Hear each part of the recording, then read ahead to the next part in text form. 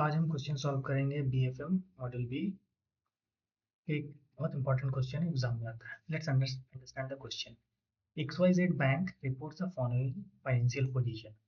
ठीक है, बोलता है total capital tier 1 plus tier 2 capital है 8000 करोड़, टीयर 1 कैपिटल है 5200 करोड़, रिस्क वेटेड एसेट है 80,000 crore.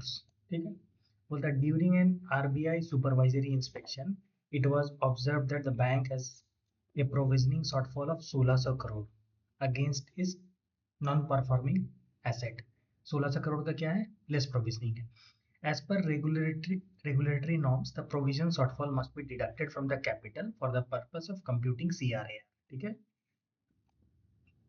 The bank argues that it satisfies the Basel I Cook ratio which requires minimum CRAR of 8%. However, RBI mandates a minimum CRAR of 9%.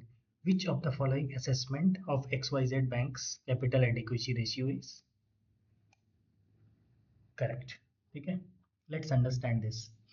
देखो question बहुत बड़ा है, इसको simply हम part by part बनाएंगे। ठीक है, पहले एक सिंपल सॉल्व करते हैं कि ये एडवर्स पोजीशन अगर नहीं आता, ठीक है, तो what is the position of CRAR। तो CRAR का फॉर्मूला क्या है? हम लोग एक फॉर्मूला इसमें यूज करेंगे, that is capital risk to adequate ratio is total capital tier 1 plus tier 2 divided by risk weighted asset into 100। ठीक है, अब ये पोर्शन को थोड़ा देर के लिए आप भूल जाओ, फॉरगेट दिस पार्ट। इस पोर्शन के हिसाब से क्या होगा? CRAR मेरा पहला केस में, ठीक है, पहला केस में क्या होगा? 8000 डिवाइडेड बाई 80,000। टोटल कैपिटल कितना है? 8000 डिवाइडेड बाई 80,000, ठीक है, इंटू 100। इसको कैलकुलेट करेंगे तो नॉर्मल में कितना आ गया ये? इसको रफली आप कैलकुलेट करोगे तो ये आ जाएगा 10%। क्लियर है? अब क्या बोल रहा है? सेकेंड पार्ट क्या बोलता है कि आरबीआई आइडेंटिफाई किया है कि इसमें लेस आया। ठीक है, तो उस पार्ट को क्या करेंगे, कैसे कैलकुलेट करेंगे? सिंपल है, रिकैलकुलेट करो। मेरा कैपिटल कितना था? मान लो, अब सेकंड पार्ट पे आते हैं कि मान लो अब आरबीआई बोल रहा है कि आरबीआई की बात मान लेते हैं हम, तो 8 मेरा कैपिटल कितना हो जाएगा? 8000 माइनस 1600, इसकी वैल्यू कितना आ जाएगा? ये रफली अराउंड आएगा 64। ठीक है, 6400 करोड़ मेरा कैपिटल कम हो गया। ठीक है, अब यहाँ पे आर कैलकुलेट करेंगे। CRAR 2 बोलते हैं इसको, ये 1 बोलते हैं। ठीक है, समझना बात को। तो वैल्यू कितना आ जाएगा? 6400 डिवाइडेड बाय मेरा रिस्क वेटेड एसेट कितना है? 80,000 इंटू 100, कितना आ जाएगा? रफली ये अराउंड 8% आएगा। क्लियर है?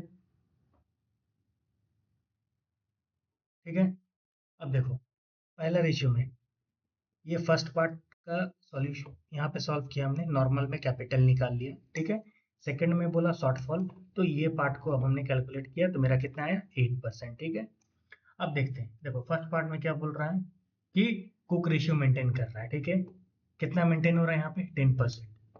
कुक रेशियो के लिए क्या बोलता है? 8% रिक्वायर्ड है। ओके, अब मिनिमम आरबीआई मैंडेट क्या हो जाता है? 9%।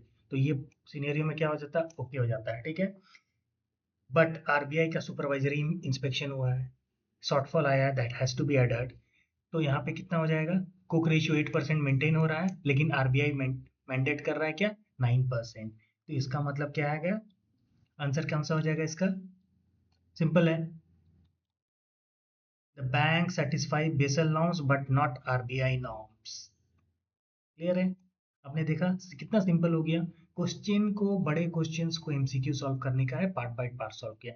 पहला पार्ट में हमने सिंपल निकाल लिया CRAR पार्ट 1। सेकंड पार्ट में हमने मान लिया कि 1600 करोड़ का हम लेस कर रहे हैं कैपिटल से, उसके हिसाब से निकाल लिया। अब दोनों में चेक कर लिया कि कुक रेशियो और आरबीआई का नॉर्म से बैठ रहा है कि नहीं। पहला वाला में आ रहा है 10%, सेकंड वाला में नहीं आ रहा है। तो मोस्ट सुटेबल आंसर मेरा क्या है? The bank satisfies Basel norms but not RBI norms. इस एमसीक्यू को सॉल्व करने के लिए बहुत सिंपल, हमने एक फॉर्मूला यूज किया। क्या फॉर्मूला यूज किया? CRAR capital risk to adequacy ratio total capital tier 1 plus tier 2 divided by risk weighted asset into 100। ऐसे ही MCQs के लिए हमारे साथ बने रहें और हमारे चैनल को देखते रहें। Thank you.